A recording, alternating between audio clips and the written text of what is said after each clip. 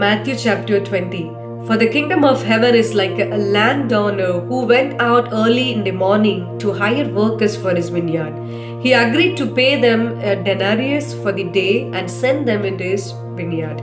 About 9 in the morning, he went out and saw others standing in the marketplace doing nothing. He told them, "You also go and work in my vineyard, and I will pay you whatever is right." So they went.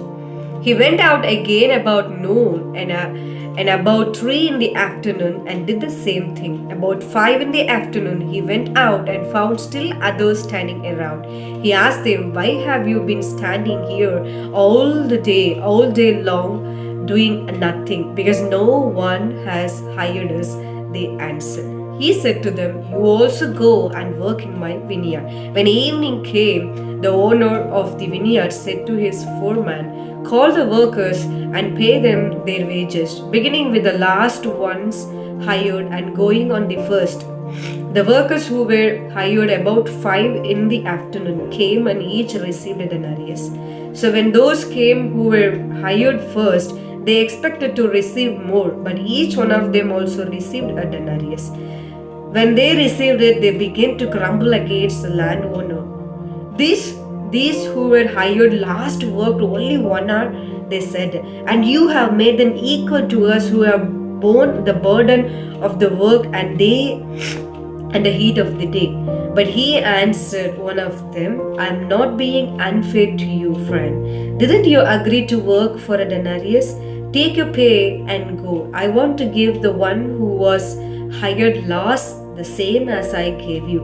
Don't I have the right to do what I want with my own money? Or are you envious because I am generous? So the last will be first and the first will be last." Now Jesus was going up to Jerusalem. On the way, he took the 12 aside and said to them, "We are going up to Jerusalem, and the Son of Man will be delivered over the chief priests and the teachers of the law. They will condemn him to death and will hand him over to the Gentiles to be mocked and flogged and crucified. On the third day he will be raised to life." Then the mother of Zebedee's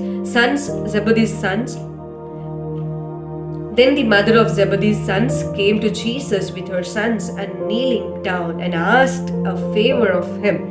"What is it you want?" he asked. She said, "Grant that one of these 2 sons of mine may sit at your right and the other at your left in your kingdom." "You don't know what you are asking," Jesus said to them. "Can you drink the cup I'm going to drink?" "We can," they answered. Jesus said to them, "You will indeed drink from my cup, but to sit at my right or left is not for me to grant. These places belong to those for whom they have been prepared by my Father."